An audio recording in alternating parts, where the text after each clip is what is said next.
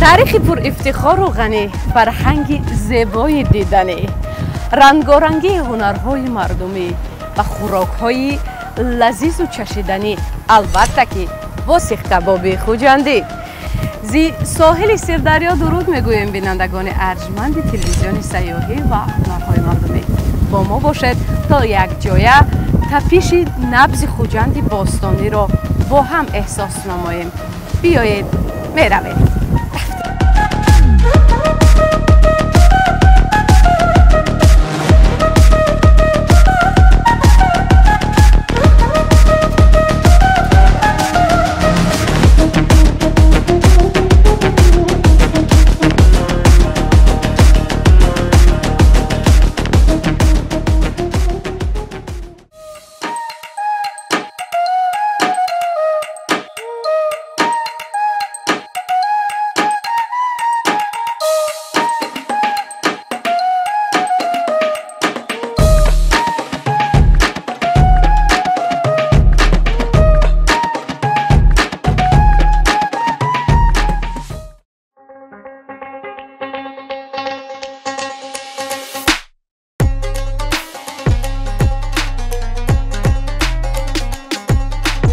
خوجند، شهر سرشار از خاطره‌های تاریخی، یکی از گوشه‌های دوست داشتنی زیبای کشور که با منظره‌های جالب و ظرفیت‌های باستانیش در مسیر تاریخ نامش با کوروش بزرگ و اسکندر جهانگیر و تیمور ملک رزم آور و پیشوای صلح پرور پیوستگی دارد.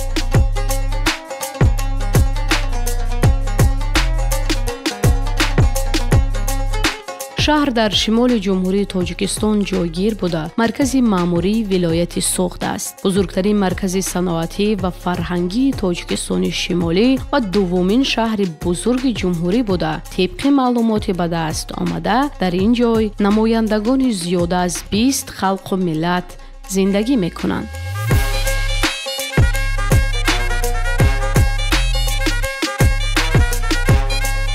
خوجند شهر است رنگارنگ و جالب که در آن هم نبض تاریخ می‌تپد و هم شور و شوق یک شهر جذاب معاصر. برابر دیدن شهر درک می‌نماید که چرا در عصرهای پیش آن عنوان نگین عالم را داشته است.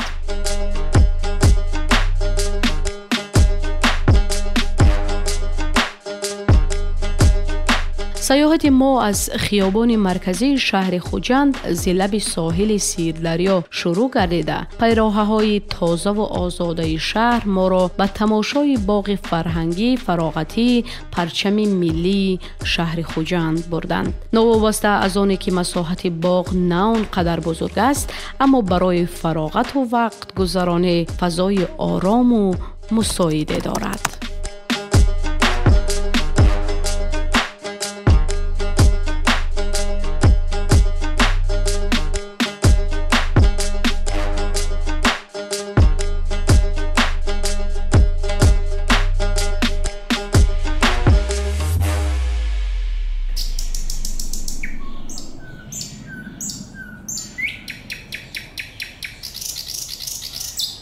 همکنون بینندگان ارجمند خریطه سیاحی ما آماده گردید و ما از خیابان مرکزی شهر خوجند مسیر میگیریم و مکان تاریخی و آوازه‌دار شهر خوجند و مقبره شیخ مصلح الدین رفتیم.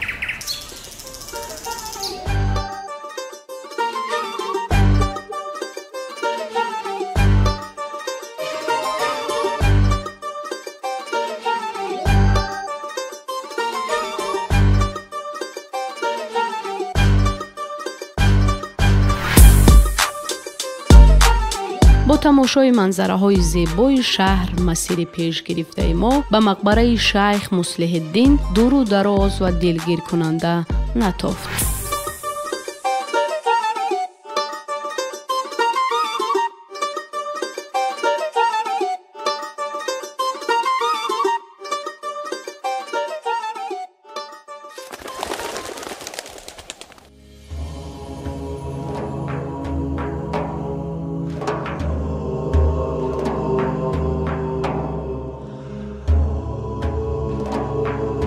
мақбараи шайх муслиҳиддин яке аз маконҳои таърихӣ ва сайёҳии шаҳри хуҷанд ба шумор рафта макони диданиест барои сайёҳони дохилӣ ва хориҷӣ, зеро ин макон тапиши хотираи чанд садсолаеро маҳфуз медорад. маҷмаи таърихии меъмории шайх муслиҳиддин аз мақбара, хонақоҳ, масҷид, аз зиёратхона, гурхона ва ҳуҷраҳои зиёде иборат буда ба поси эҳтироми муслиҳиддини хуҷандӣ, шоир ва ҳокими шаҳри хуҷанд дар асри 14 номгузорӣ шудааст.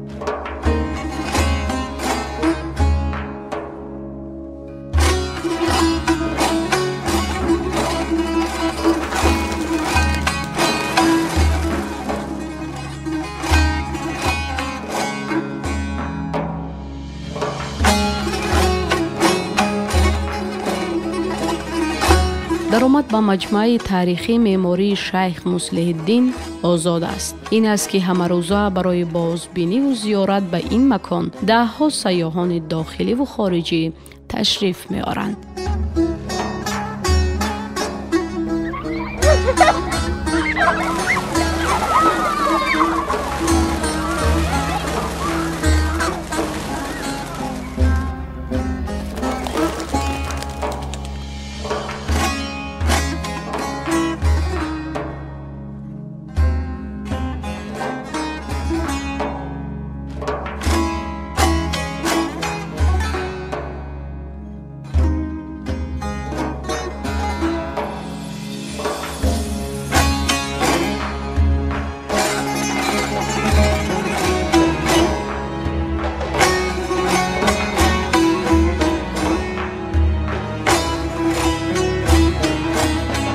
بینندگان ارجمند، هوا و نوای دیگری دارد این یادگاری بی‌نظیر تاریخی شهر خوجند، زیرا در اینجا مهمان نوازی از این کفترکان آغاز می‌گردد.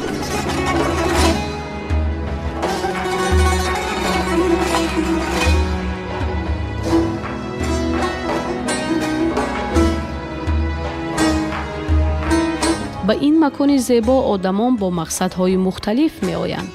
барои мисол, дӯстдорони таъриху фарҳанг барои бозбинӣ аз санъати меъмории таърихии бино, шахсони барнодилу эътиқодманд барои дуову шифо ва ҷавонону кӯдакон бошанд барои аксбардориву донпартоӣ ва кабутаракони ромгаштаи ин макони зебо.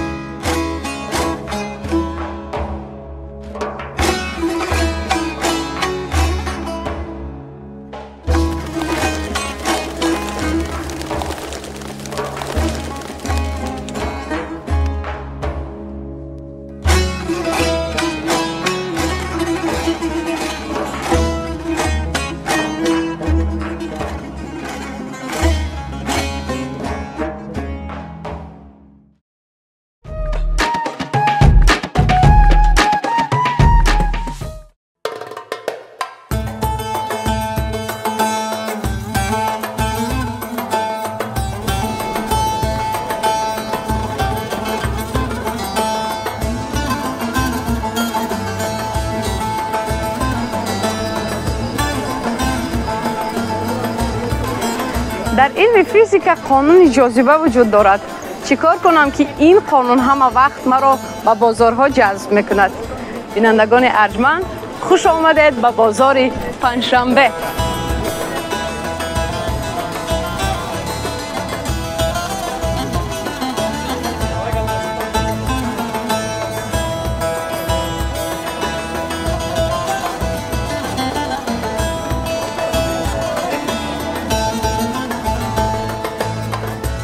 بازار پنجشنبه یکی از بزرگترین بازارهای در شکل پوشیده بنیاد یافته آسیای میانه است که با صنعت عالی معماری ملی در سالهای 50 عصر 20 بنیاد گردیده است. درون بازار پنجشنبه عالمی است پر از میوه و خشک میوه و مغز و مویز و نان و کلچه و در عموم تمام لذت دنیا.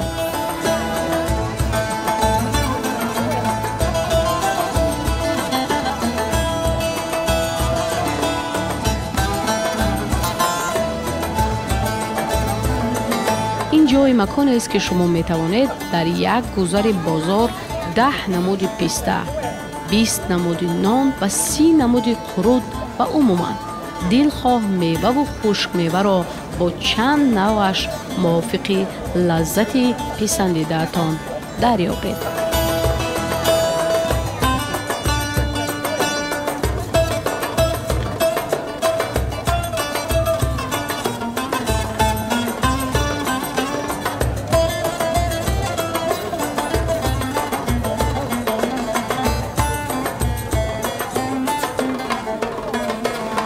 براستی که تپش نبض خوجند را در بازار پنجشنبه میتوان احساس نمود، زیرا چنانه که میگویند فراوانی بازار از شادمانی دهقان و پربرکتی دسترخوان مردم درک میدهد.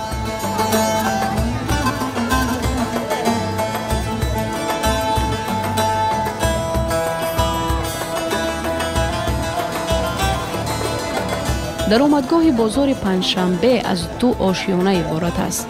در آشیانه اول محصولات کشاورزی و خوراکواری جای دارند و در آشیانه دوم مال و محصولات صنعتی و خواجگی داریم. یقینم که هر کسی که اینجا می آید دست خالی بر نمی گردد.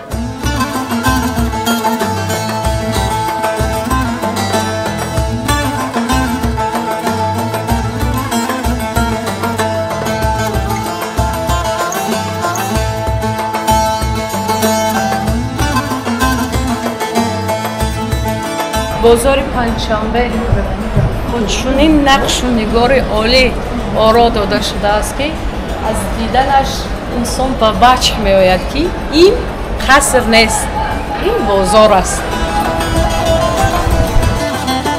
چون فراوانی و بزرگی بازار پنجشنبه گفتیم، ضروری شرح عنوان گرفتن نام بازار با نام پنجشنبه پیش می آید. چطوری که پی بردید بازار به آن خاطر پنجشنبه نام گرفته است که صحنه افتتاحش به روز پنجشنبه موافق آمده است، اما باعث به قید است که بازار در جای خشک و خالی بنیاد نگردیده است. در مکانی که امروز این بازار جایگزین است، 100 سال پیش کاروانسرای و بازار عظیم وجود داشته است که تمام تاجران شاهراه بزرگ ابریشم را به هم می آورده است.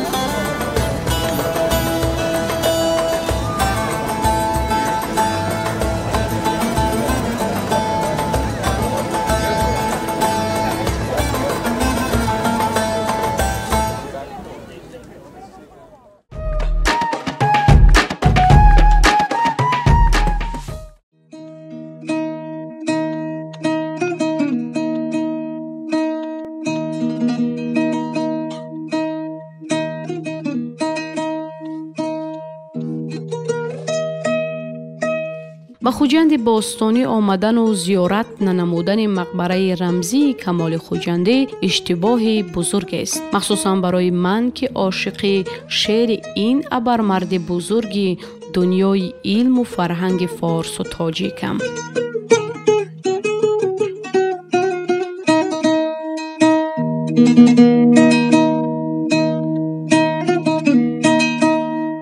باغ به نام کمال خوجندی در طرف چپ ساحل سیردریا سال 1924 با پاس احترام شاعر شیرین کلام تاجیک بنیاد شده است. گرچند که امسال چهارباغ خواجه کمال را یک قرن می شود، اما گلگشت و باغش به گونه تازه و آزاده آرا داده شدند، چون که باغ با تشبث پرزیدنت کشور محترم امامعلی رحمان سال 2014 بازسازی شده. سال 2015 از آرامگاه واقعی شاعر از شهر تبریز جمهوری اسلامی ایران مشت خاک کمال خوجندی به مقبره رمزیش آورده شده است.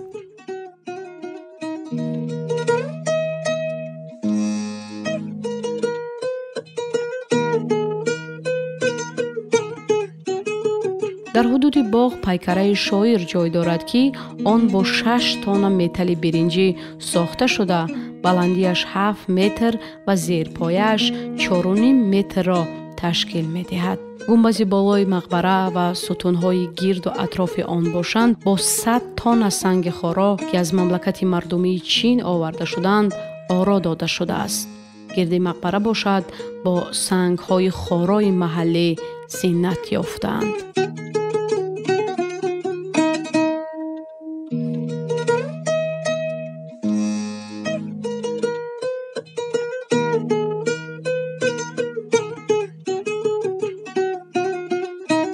آرامگاه رمزی کمال خوجندی هوای مساعد برای اندیشه نمودن دارد. در این مکان ارزش شخصیت‌های برجسته را که مهر مهرشان را توسط شعر و خرد در دلها گذاشتند میتوان احساس نمود.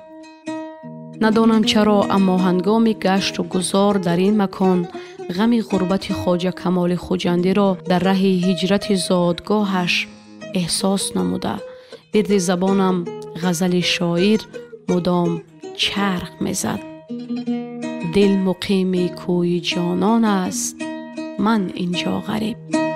دل مقیم کوی جانان است و من اینجا غریب.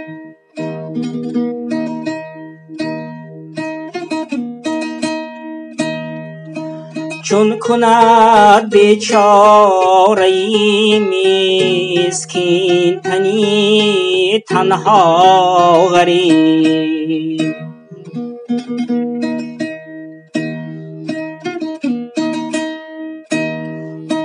چون کند بیچاره مسکین تنی تنها غریب.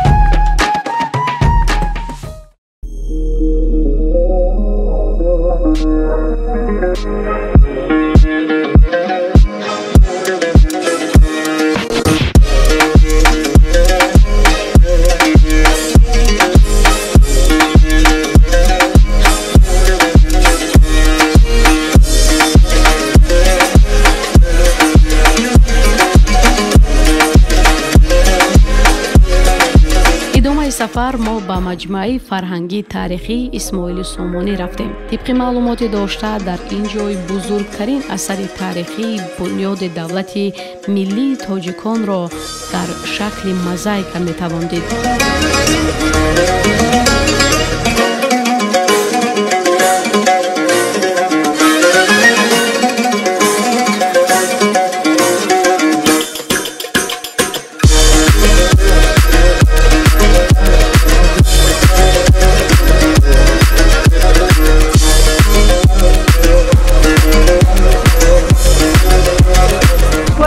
بینندگان ارجمند در هر یک قسمتی نزد مجسمه شاه اسماعیل سامانی صنعت بالای موزاییک استفاده برده شده است که خیلی جالب است و قسمت در اینجا از صفحه های تاریخ ملت تاجیک انعکاس گردیده است.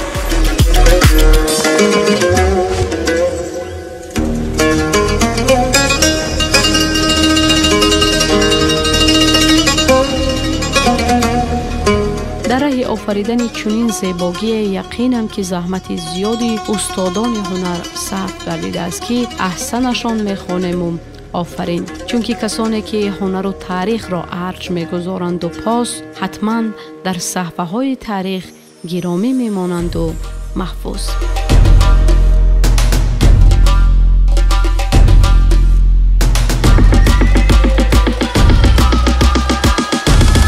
این راه هوایی سال 2019 بنیاد گردیده امکانیت فراهم می‌آورد که 1 کیلومتر راه را در 10-12 دقیقه روی شهر خوجند با نظاره منظره‌های جالب و دیدنی طی نماییم.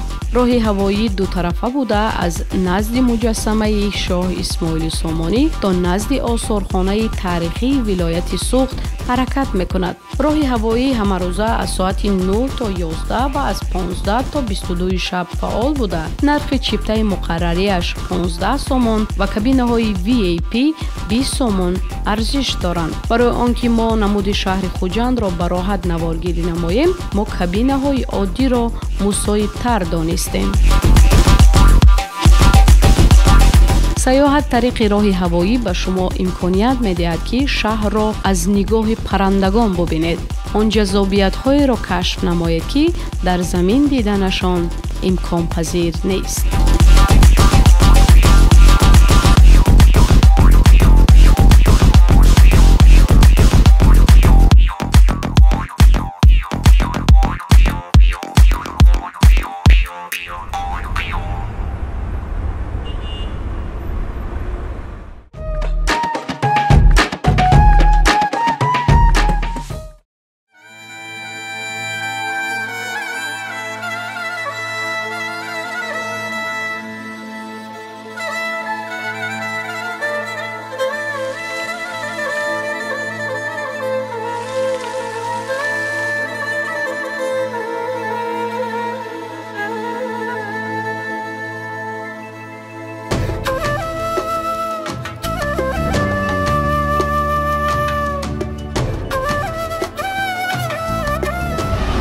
دریافت جوهر تاریخی شهر خوجند حتما که ما باید که از آثارخانه تاریخی ولایت دیدن نماید.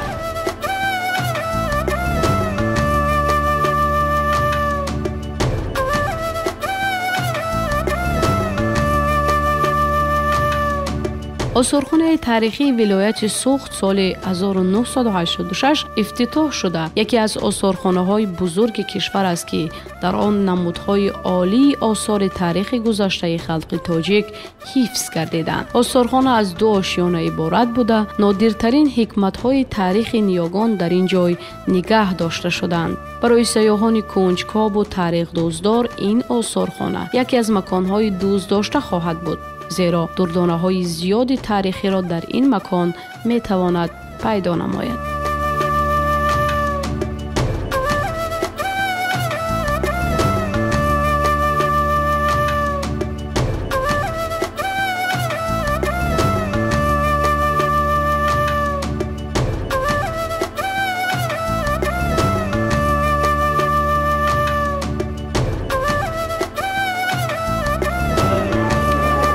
چیزی که در اینجا توجه کس را جلب میکند این آفریدن نسخه شهر پرسپولیس است که از جانب هنرمندان تاجیک به طرز عالی نسخه برداری شده است.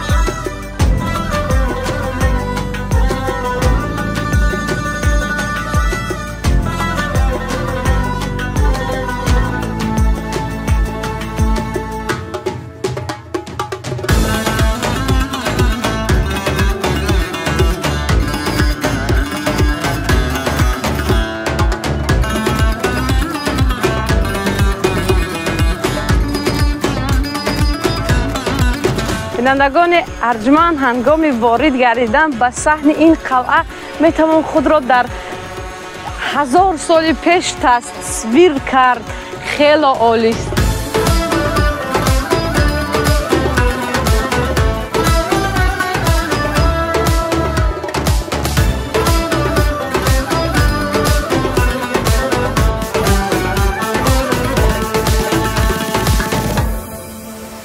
پیراهی درآمدگاه قلعه خوجند راهی است که انسان را از زمان معاصر به 1000 سال پیش به قصرهای عظیم و پرشکوه شاهان ساسانی و سامانی میبرد.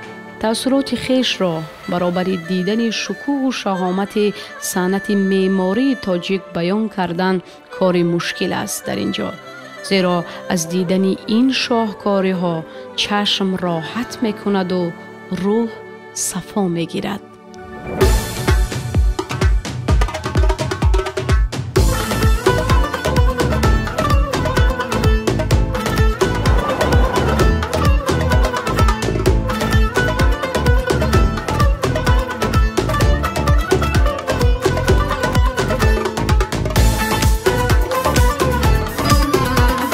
منظره است که کس را به دنیای دیگر میبرد، به دنیای واقعی تاریخ. آن مکانی که نبض تاریخ را اگر خواهید که احساس نماید، پس شما را ضرور است که حتما به قلعه خوجند بیایید.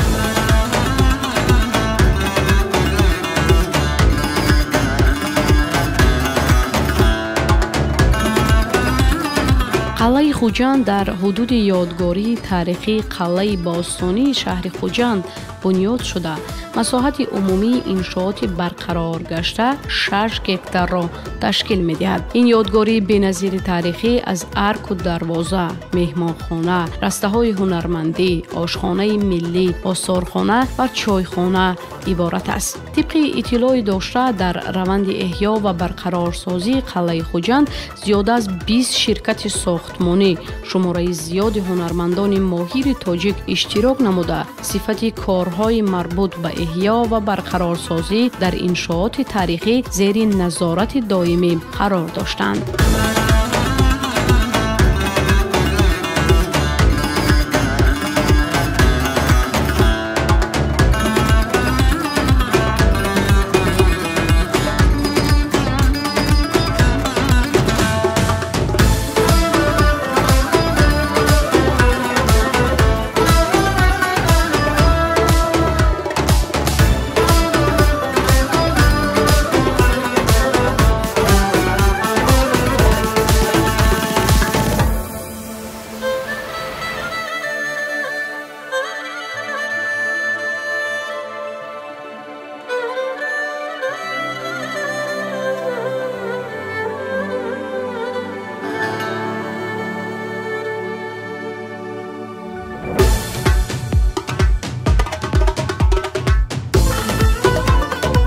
درون این قصر عالمی است پر از جلوه هنر و صنعت والای تاجیکانه.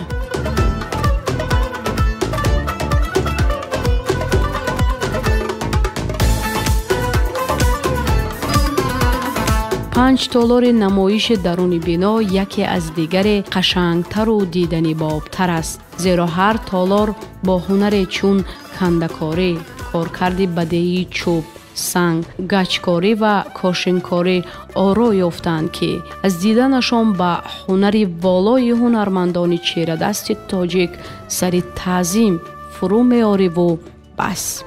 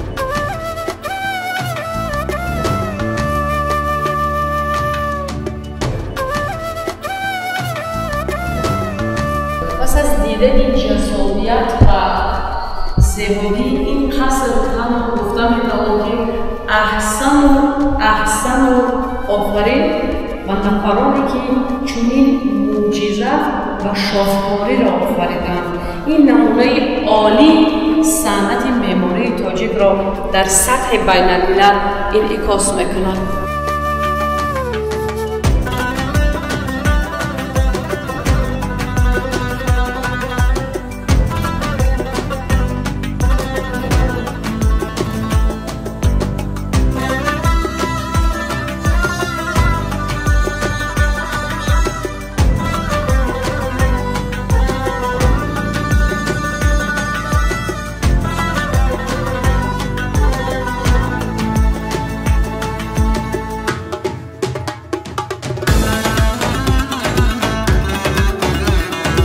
پس از دیدن شاهکاری‌های هنرمندان تاجیک برای دیدن قلعه باستانی خوجند برآمدیم تا نبض باستانی این مکان را از نزدیک احساس نماییم.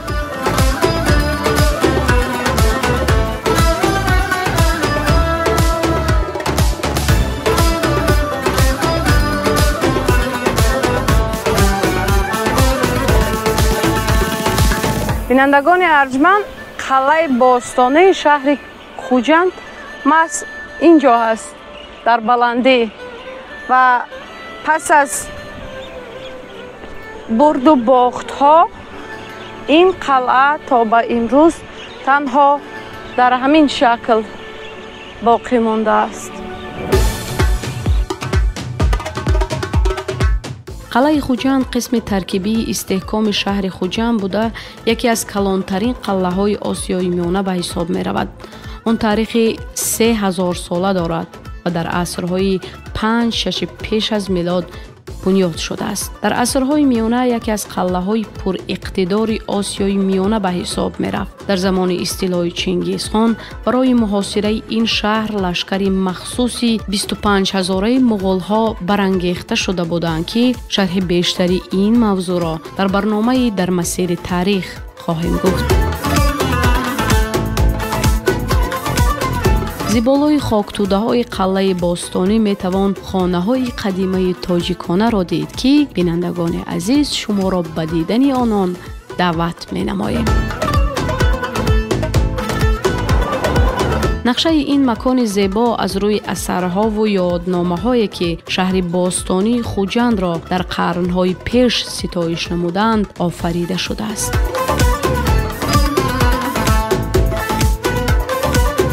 گمان کرده بودم که سیاحت در قلعه خوجند به انجام رسید، اما این راه ما را تا کجای هم میبرد.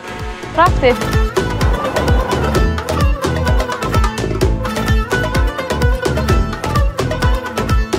رسته هنرمندان جالب ترین مکان دیگری است که شما را به کار و پیکار و زندگی و احوال هنرمندان خوجنده از نزدیک آشنا می سازد.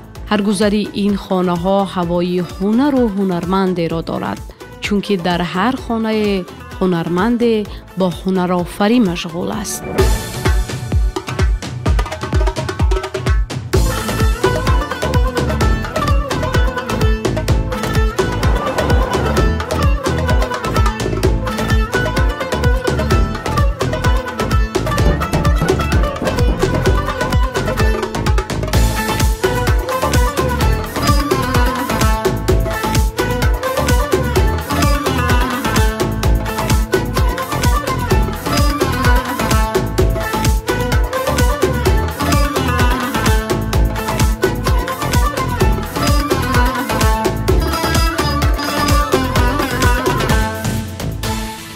گشت و گذار در این مکان خیلی هم جالب ما نتوانستیم که این آهنگ و این موسیقی را نشنویم. بیایید وارد میگردیم با دنیای رنگارنگی دوریدگر. رفتیم.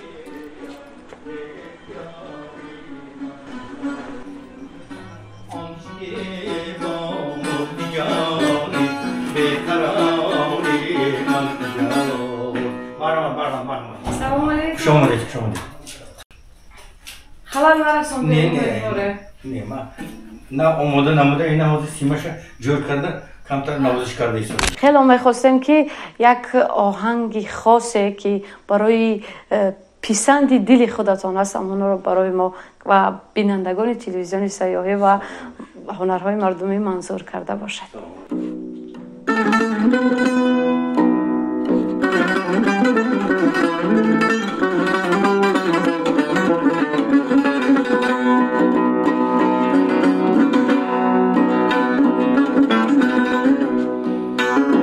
دل مقیمی کوی جانان است تو من اینجا غریب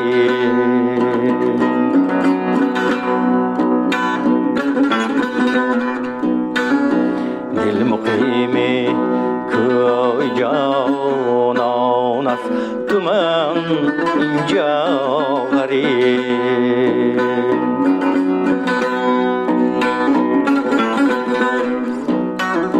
چون کند بیچاره مسکین کنی تنها غریب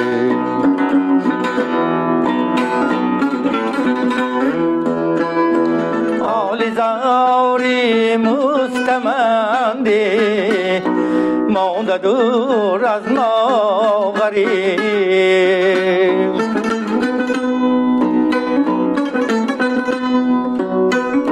در غریبی جان و سختی میدهد مسکین کمان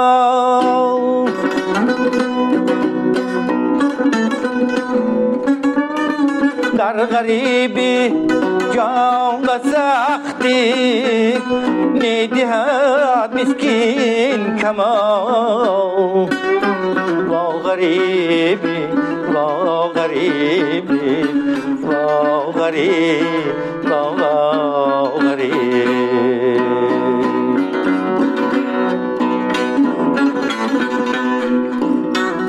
وا غریبی وا غریبی وا غریب تنها غریب. سلامت باشید. آوازتون خستگی و دستتون درد رو نبینه. صد تشکر. بینندگان عزیز با گمانم برای آنه که همه ویژگی ها و جذابیت قلعه خوجند رو دیدن با گمانم که یک روز کفایگی نمیکند.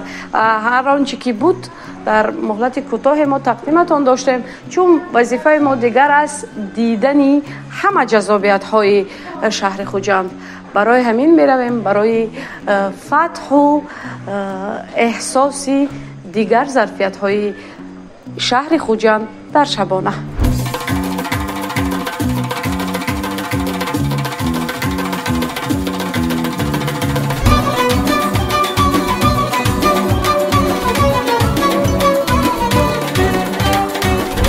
به قلعه خوجند که آمده نمیتوان دست خالی برگردید زیرا در برآمدگاه قلعه دکان‌های فراوان ارمغان فروشه هستند که در آن جای زیباترین محصولات هنرمندان به فروش گذاشته شده است.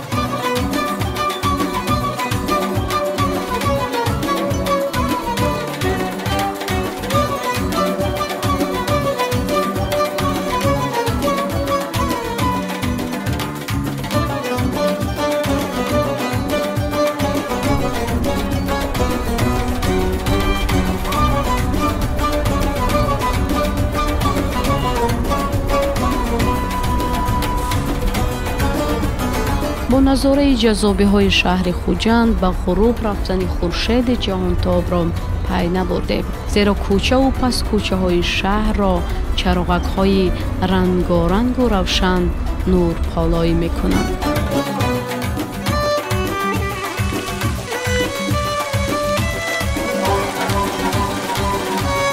کوچه های شبانه شهر خوجند پر تلاطم‌اند و سیر آدم.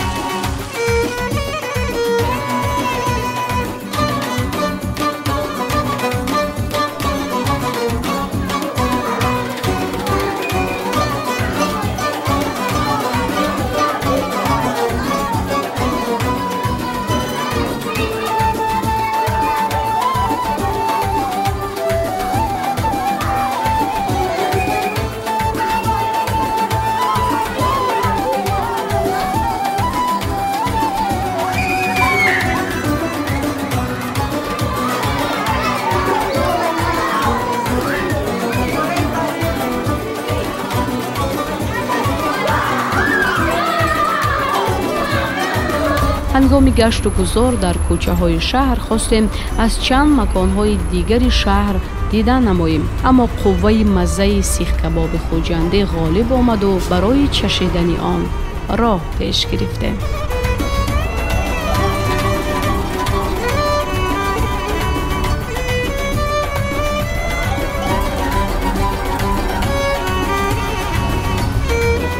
چه چیزی دیگری میتواند شهامت بخشد به یک شام جذاب در شهر خوجند؟ حتما که سیخ کباب خوجنده.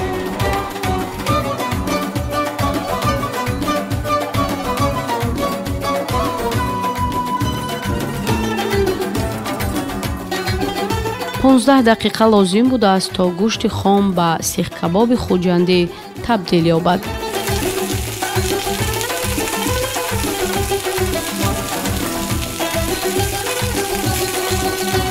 بی‌صبرانه انتظار سیخ کباب خوجنده بودم تا دمی که آهنگ جذاب جوانی رفت افضل شاه شاده در اجرای یک نفر دزدار سرودهای هنرمند که در میز همسایه نشسته بود مرا به خود جلب نموده از شنیدن آهنگ عالی و زمزمه خوب لذت بردم. جوانی را خطی مقلا زدی شیرین خطانی جوانی را تقوصی آسان باشه.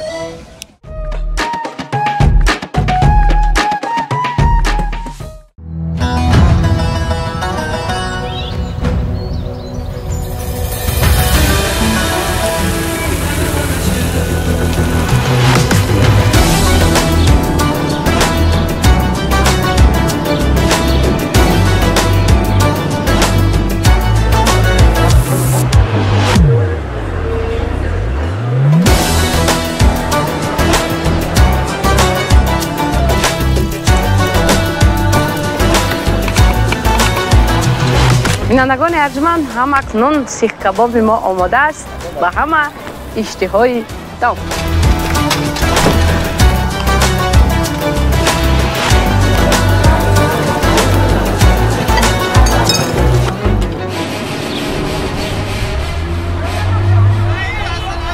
سیاحت ما از ساعت 6 صبح آغاز یافته و ساعت 23 شب انجام یافت. با این همه شهامت و بزرگی تاریخ و فرهنگ شهر خوجند غیر امکان بود که در این مدت کوتاه تمام مکانهای جالب و دیدنی دیگر شهر را بگردیم و پیشنهاد شما نماییم. این همه دیده ها شاید از 100 یکی ظرفیت های سیاحی شهر خوجند باشند. در دوام یک روز ما بهترین تأثیرات ها را وابسته به تاریخ، فرهنگ، هنر و مکانهای دیدنی شهر گرفتیم که محبت ما را به شهر باستانی خوجند بیش نموده و محبوب تر گردانید. این است که توصیه می دهیم که خود بیایید و ببینید.